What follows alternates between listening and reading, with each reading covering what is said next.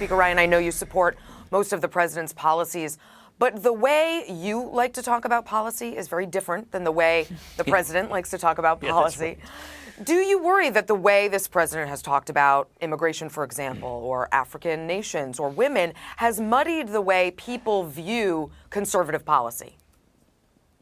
Yeah, so I obviously do communicate differently, and yeah, I could do with a lot fewer tweets, and he knows that. We talked about this many, many times.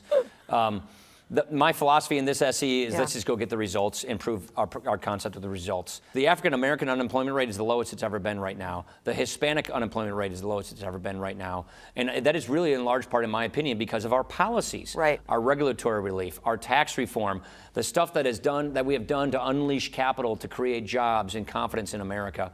Confidence is up, unemployment is down. The jobless rate is at a 49-year low. Yeah. So we really believe these policies have made a big difference.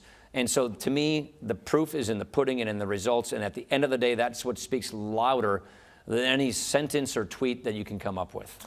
Some have suggested that you haven't been tough enough on the president. What's your response? I find it's more effective to speak directly to the president about issues and concerns than to go on TV and speak about the president. I can do a better job as Speaker in the House, being more effective in getting things done and moving policy in the right direction by having good conversations with the president. I talk to him almost every day. And I think it's far more effective for me to be talking with him directly on matters of concern than to go out and wail on him on TV and try and get some ratings for the moment. That, to me, is not nearly as effective as actually working with the president to get good things done. And by the way, we've gotten a lot of good things done. Yeah. Whether it's tax reform or regulatory relief or rebuilding the military, the Veterans Administration, or now our agenda on closing the skills gap, closing the opportunity gap, all the infrastructure bills we're moving through Congress now. Right. These things improve people's lives. These ideas make the country and the world better. It's far better to have those results than try and score some cheap political point on TV. So is the Republican Party better off as you prepare to leave office than it was when you took office in 1998? Oh, gosh, yeah. Just, again, look at results. Look at the state houses. Look at the governorships. Look at the fact that we have the presidency, the Senate, and the House, the majorities in all of those things. So by any definition, from when I came into Congress 20 years ago, we are far better off because we truly are the majority party.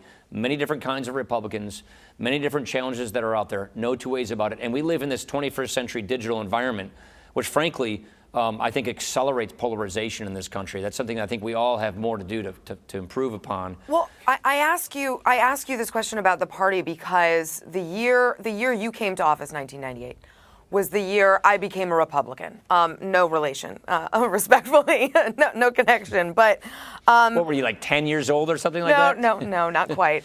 But it was a time for me where conservatism and being a Republican felt it was uplifting, it was empowering, it felt aspirational, it felt positive. And despite all of these policy wins, I speak to a lot of Republicans and conservatives who don't feel as though it is a positive, aspirational, uplifting time for the party. I just want your thoughts on that. Yeah, I had that same concern. I believe in a temperament that is inclusive and aspirational. Yeah. That's the kind of politics I personally believe in. It's what I personally try to practice. It's just the combination of 21st century technology, the combination of ratings, the combination of the polarization that's out there, and the politics of the tug of war and tribalism we have. I believe that has produced this polarization we've gotten in this country. Both sides are practicing identity politics today. I think it's really dangerous. I don't think it's right. Yeah. And so that means more of us need to do more to try and push this kinds of inclusive politics. And that's something that I plan to spend a lot of my time on in the future, is to do what I can as a private citizen to try and propose these kinds of aspirational, inclusive visions. And that leads me to my final question. As you prepare to become a private citizen, and what I hope is a professional deer hunter, walleye catcher, and Packer fan, what will you miss most about... Yeah, you know my state well then. I do. I share your hobbies. What will you miss most about elected office?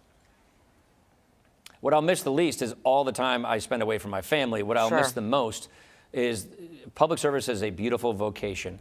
And that's what vocation means dedicating your time and your life to making things better for people and making a positive difference and having a life of meaning. That's how I defined the first half of my career, I guess I should say. I did this for 20 years in Congress, 25 years as a policymaker.